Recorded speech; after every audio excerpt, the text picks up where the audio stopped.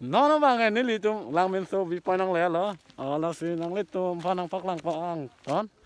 rồi này nó phát lang nó entry po nó để nó tụm nó bằng cái yo lang mép pek là decoration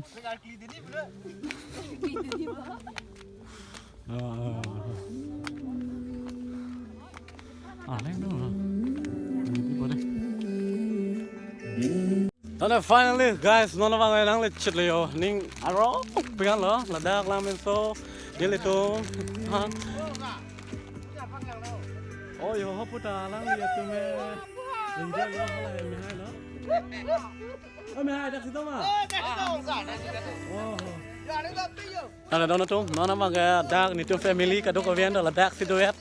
nasi non bangga nili apa nggak nili dak situ tapi exam naik lelo masih non bangga nili tu jirpo tumben vàng lo jot lo tome nó vàng ke attack sinang li tongana pak lang po to tang da attack ni tu family apa na pak lang po kadok ka veng jir ko te man da dak sidong lo oh yo jir pi tumben jirpo tumben la puso fere ni ko ino mo so ko ani o puso guys tang da non vàng fi ho family tum tekan no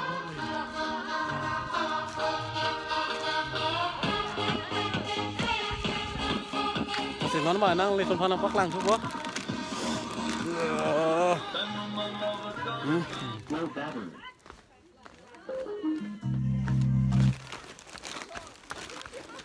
vàng luôn mà vàng về bộ vàng luôn mà đi ở đó wow Tom kadok kawe korte injer doan atum ansitame nang litum ladak bangon lang min swalo non ni litum ladak lang met pe alo ni litum kabunai pon jo pipine fek pipine ni litum ma hing at lo asi bangon nang litum yon si lang min so ke bang long le atum ansitame aprang pe non ke prek jaga sondo lasi ho puyo langa asi nang litum hanam fak lang po atak hoy ha oh ham tap ta do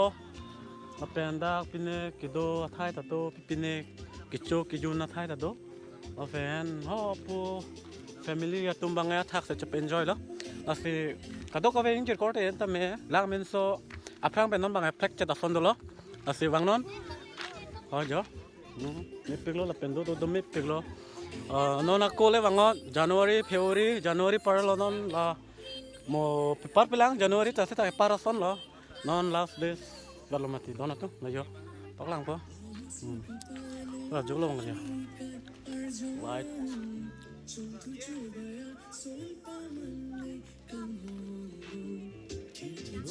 oh, hamtap lah, dan ini mini view yang pak lang po, lang lagi bukan,